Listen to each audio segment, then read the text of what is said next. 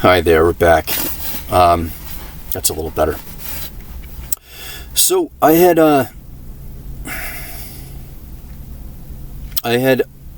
went through the surgery. The plan was he was going to operate on a deviated septum, which I doubt I even had. But I was 16. I was so young. I think that he was motivated by the fact that he had a patient and he was going to make some money probably. That's my assumption. It was painful. I remember it being painful after the operation. I woke up during the operation. I woke up. I don't know. I wonder if I think they might have even known that I might have woken up because I was awake for a few moments. And I won't get graphic, but I know I woke up. It was I felt pain. In fact, not a whole lot. It was, it was dampened by it was dulled by the anesthesia. But I remember coming into consciousness and hearing banging and like a chisel. And as I became more and more aware, I heard the doctor complaining about how it wouldn't break. He was breaking my nose at the time. A really bad time to wake up during surgery. I mean, no time is good, but that's... Anyway, I was awake for a few moments, long enough, too long, and then I went back under. But pretty much the reason I mention that is because pretty much everything that could go wrong with this thing seemed to have gone wrong.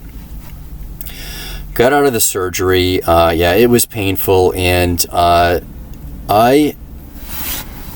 was never able to breathe. Again, sorry, I'm going to charge this. I apologize.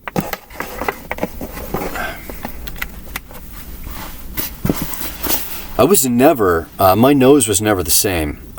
He butchered my septum. It's like he had cut it up into multiple sections and then stitched it back together at angles. It's just a mess. And the bridge of my nose was, he didn't, he lopped off the hump, but he left it, the bridge gets broader, obviously, as you go down. So he left this, so my nose was sort of really broad, and even, it looked longer, even, after the surgery. It was just really bad. No redeeming qualities about this surgery. I was not happy with how it turned out. I had wished that I hadn't done it. I was young and I was impulsive. I was desperate to make anything better, really. I wish I had waited. I wish I had not done it. But when you're that age and you're already going through school's rough for some kids. A kid is willing to do just about anything if they think that there's a chance that it's going to make their lives a little easier. So I did it. Now the reason I bring that up is because I was 21 at this time. I had been back in Maine from California for over a year. And things were going so well, and I was I was making some money. I had some great friends. I was becoming very successful at this mixed martial arts that I had been doing for a year now, and I was about to start competing in. Just to mention, in retrospect, I wouldn't have started competing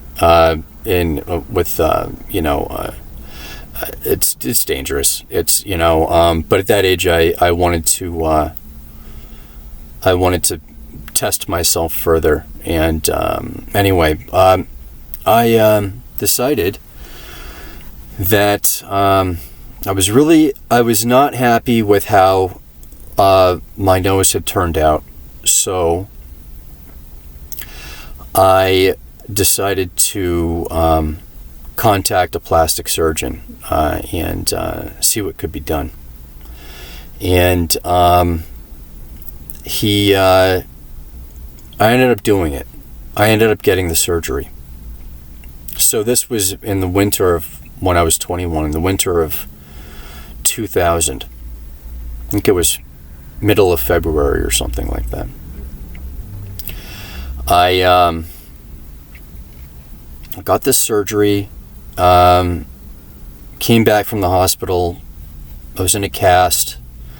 I felt, I was nervous. I was nervous, what's behind this cast? Am I going to be, this is going to be another, disaster, or am I going to be, happy with it? So it was stressful. I imagine anybody who would go through something like that is probably worried about when that cast comes off, what's going to be revealed.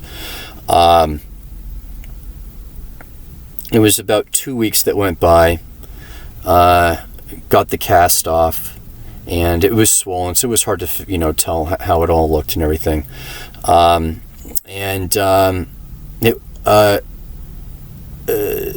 swelling was going down. So over the course of the next few weeks, the swelling was going down, and starting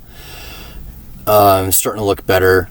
And but I noticed that it was extremely tight. My septum seemed to be connected to a point on my nose.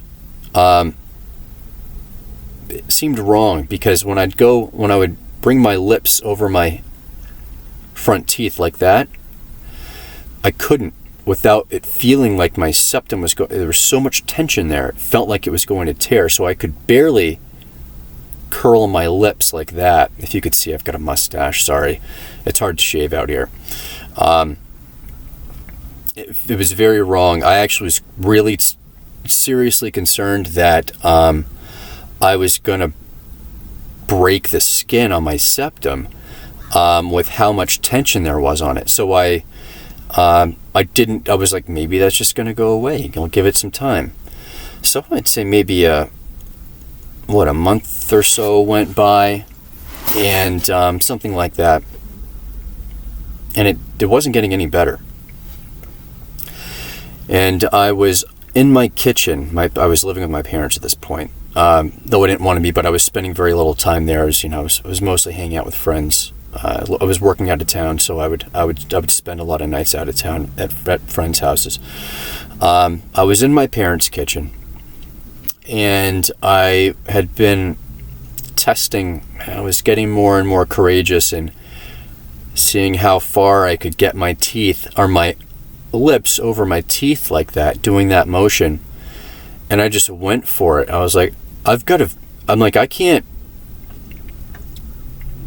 live like this. This can't stay like this. Something's, it's just too tight. I feel like my face has been stitched up, in an unnatural position. So I did that motion, and I felt and heard audibly a pop in the tip of my nose, and that tension immediately was relieved. Something had been stitched up wrong.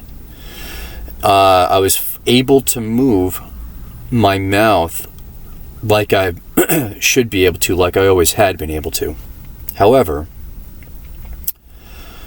this is going to sound so nuts. I really hate telling this. I haven't told many people about this. But you'll understand why once I tell you. When that happened, I felt that pop, but I also started feeling this really strange sensation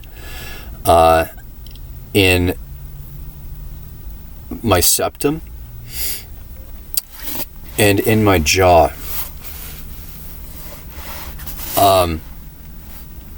And it felt like it was growing. It's a very strange sensation. I'd never felt anything like it in my life. It didn't hurt, but it was very uncomfortable. And it felt like something. If you ever eat corn on the cob, I know with me, if I eat corn on the cob and it gets stuck in my teeth, and before I'm able to floss it, the uncomfortable feeling that you feel when those kernels are stuck in your teeth, it's trying to space your teeth out. It was not unlike that. It was, there were some differences, but it was not. That's probably the closest thing. That's always what I've likened it to. It was very uncomfortable, and I knew something was very wrong. I'd felt it deep down that something was very wrong.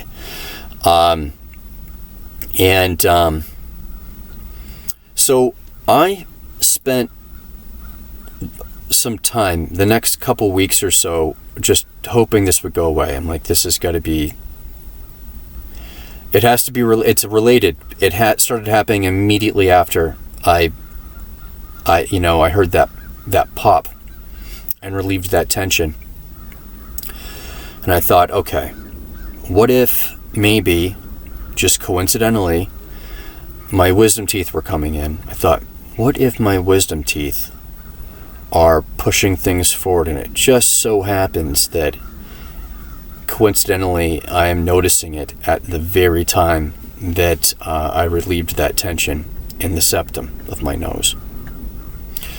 So my mother worked for a dentist office for many, many years. I went in and I spoke with one of the hygienists there, and I asked her some questions about wisdom teeth and if it could make your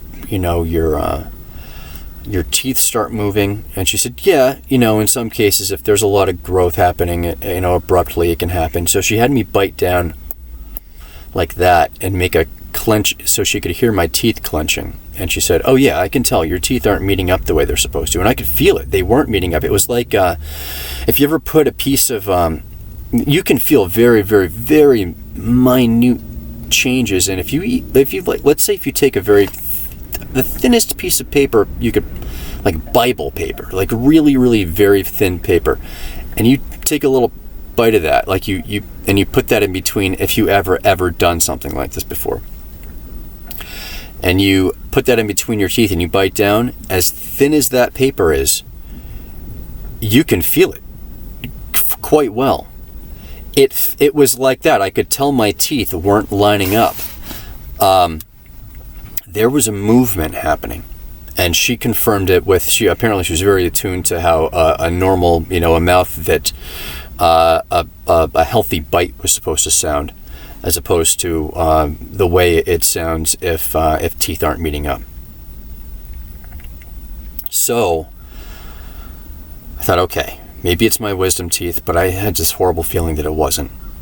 And I made an appointment. My mother was also friends with an oral surgeon, a maxillofacial surgeon. And I made an appointment to have my wisdom teeth removed, because I had to get to the bottom of this. I didn't want to have my wisdom teeth removed. I had never had any desire to, prior to this happening. They were coming in. There seemed to be no problem when they were coming in, and they seemed to be mostly, they weren't impacted or anything. They were, but I had to. This was my way of trying to sort out what was happening, and I was hoping that my wisdom teeth were the culprit. I had my wisdom teeth removed, all 4 of them, at once. And when the swelling went down and I was able to start biting down again, that issue wasn't resolved. And I waited some weeks, and it wasn't going away. And when I would, it created a very uncomfortable sensation in my, in my nose as well, in the septum of my nose. And when I would push up on my septum, I'll just do it like that, it would relieve it.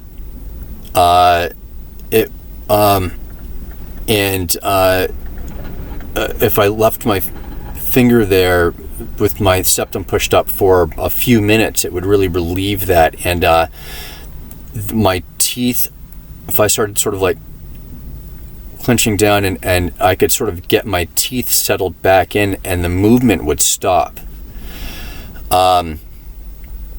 I know how nuts this sounds. I really do. I couldn't believe it was happening. I thought that I was trying to, I was extremely hesitant about telling anyone about this because I thought they'd think I was crazy. But I had to, because this is the deal. I was experiencing movement there, and my jaw, I was like, well, I think my jaw is moving.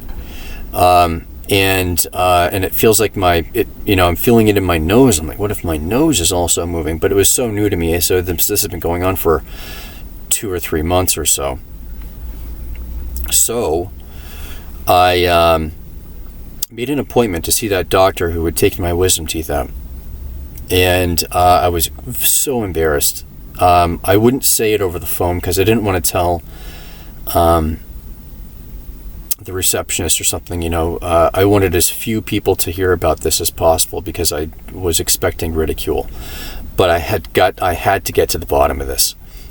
What I was concerned about was I didn't know how fast, if my suspicions were correct, I didn't know how fast changes were going to take place, and I was worried about being disfigured. I was worried, that however this was affecting my jaw, whatever movement was happening, eventually would result in enough movement to disfigure me. So I went to the surgeon, and I spoke with him, and I told him what I was experiencing, and he said that's impossible. It just wouldn't happen. Hormones are responsible for facial development, and that stops. Like you're past that point, and my face had stopped developing. Like within the past couple of years, I was,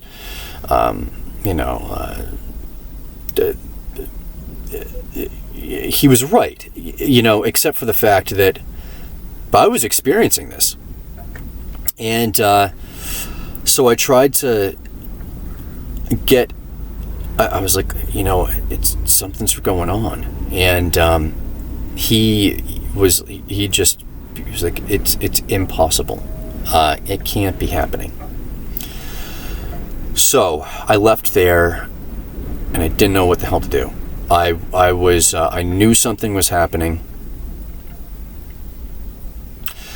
I gave it some time. Maybe this will go away. But it wouldn't go away. It didn't go away. And I started thinking, my goodness, I know something. I know there's movement happening. I could even hear it when I would clench down on especially like my canine teeth, my eye teeth. I could hear the teeth, when I'd point load the pressure on those teeth, I could hear them settling back in. It's almost as if like my teeth were floating on a thin layer of like what the bone is before it becomes hardened. I'm trying to visualize what's happening on a micro level in there. And it's almost like the teeth were sort of like slowly moving in whatever direction they were moving in. Because I hadn't been able to map this out at that point, what exactly was taking place, but I could feel something was taking place. Anyway, it didn't stop. And I became devastated at the prospect of becoming disfigured for obvious reasons. People don't want, but I had, my goodness, I had gone, at that point, so much of my life had been ridicule and bullying, and I was finally out of that. I was, I had, I really saw a future. My future looked bright. I had plans, and what the hell was this what was going on? And I was thinking about, the implications of being disfigured, and those are obviously, social, being ostracized. But there's a real potential for having financial being impacted financially. Employers not wanting to hire someone who is disfigured. Just really all across the board, and never finding. I wanted to at some point get married, and have a family, and I wanted to enjoy a life that is sought out by most other people, and that is to find a wife and get married and have children and those things seemed to be at risk of never happening with the prospect of becoming disfigured. So I was really very concerned. I'll be back with you in the next video, and I'll see you then.